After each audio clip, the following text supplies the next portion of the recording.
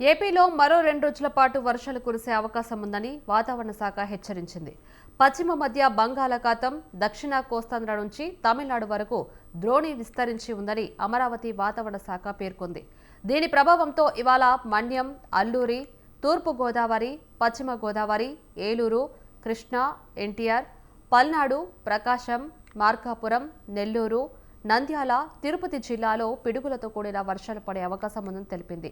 అలాగే శ్రీకాకుళం, పోలవరం, అనకాపల్లి, కాకినాడ, కోనసీమ, గుంటూరు, బాపట్ల, చిత్తూరు జిల్లాలో అక్కడక్కడ పిడుగులతో కూడిన తేలికపాటి వర్షాలు కురిసే అవకాశం ఉందని వెల్లడించింది.